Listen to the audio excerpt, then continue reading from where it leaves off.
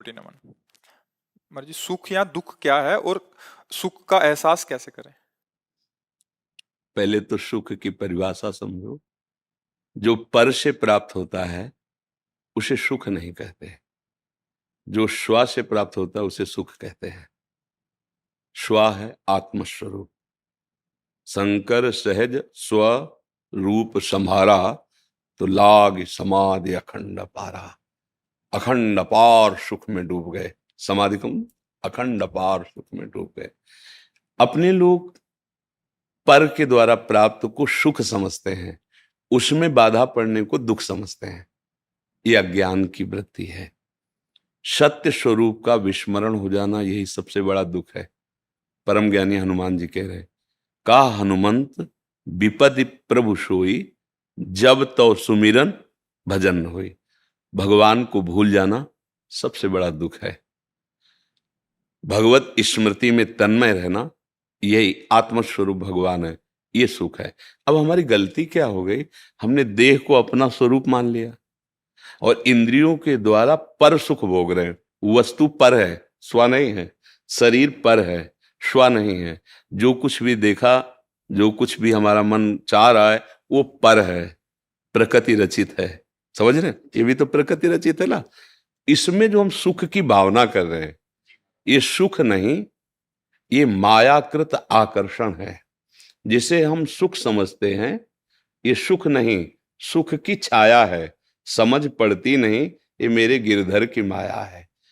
भगवान जब इसकी रचना किए हैं, तो जैसे दुकान में बोर्ड लगा देना, तो पूरे संसार में बोर्ड लगा लिया, दुखालयम अशाश्वतम। नाशवान हर वस्तु इस दुकान में है और दुख देने वाली है। भगवान ने लगाया है। गीता जी में कहा दुखालयम अशाश्वतम। हम क्या खोज रहे हैं? अविनाशी सुख। वो यहां नहीं है। जिसे हम सुख समझते हैं वो सुख नहीं, छायावत है।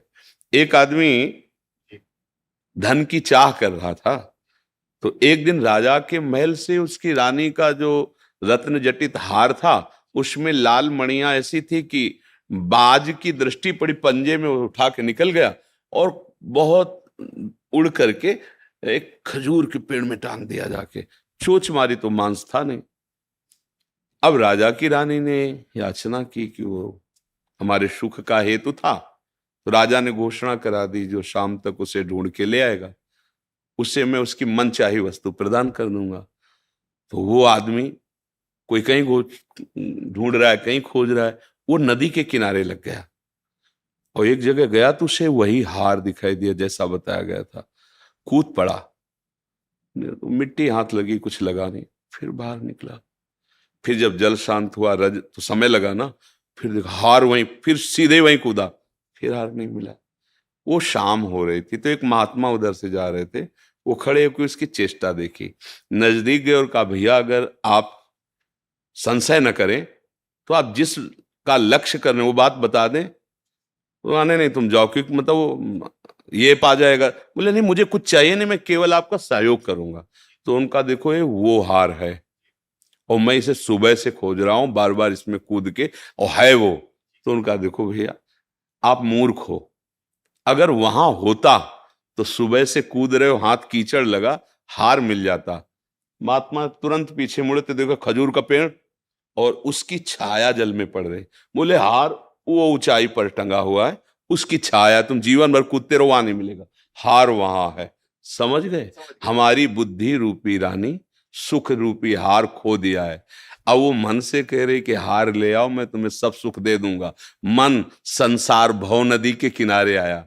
अब ये विविध भोगों में उसी को ढूंढ रहा, सुख को। अब कोई महात्मा मिले, बताए इधर नहीं, इधर से हटो और इधर मुंह करो, ऊर्ध्वमूल। भगवान गीता जी में कहते ऊर्ध्वमूल मधा शाखा मस्तम प्राहुरभ्यम। इधर देखो ऊंचे की तरफ, ये उसकी छाया है। प्रभु के सन्मुख हो, अभी सुख मिल जाएगा।